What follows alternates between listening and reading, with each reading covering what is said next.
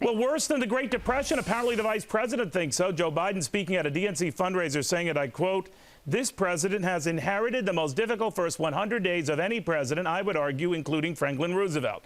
Is he onto something or just on something? With us now historian and author Jane Hampton Cook. Jane, what's the deal? Worse than the Great Depression?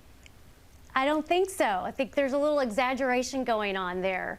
You look at the Great Depression, and the unemployment rate when FDR took office in 1933 was 24.9%, nearly a quarter of the workforce. Today, it's 8.1%. So 3 times higher during the Great Depression was unemployment. So certainly not an apt comparison. All right, now FDR had the means then, and actually a pretty darn good excuse then, to do almost anything he wanted. Now, not everyone agrees in retrospect that everything he did was right or even fair or even genuine or necessary, but he did it.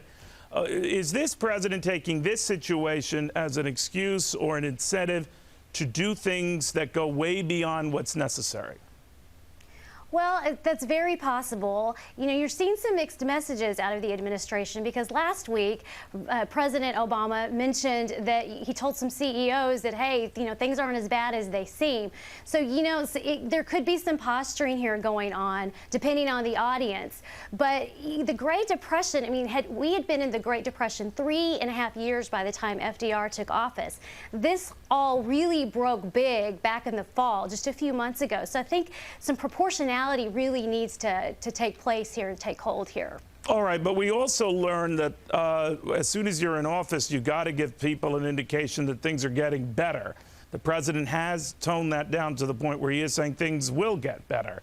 Is this also the FDR script? It is. I mean, FDR told the American people in his first inaugural, you know, where there is no vision, the people perish. He also reminded the American people that, you know, happiness is not merely the possession of money, it's also the joy of achievement, the thrill of creative effort. And I think that speaks to the entrepreneurial spirit of the American people. And that was what FDR said. So yes, I do see, you know, some of those kinds of remarks coming out of Washington as well. But when you start comparing the Great Depression when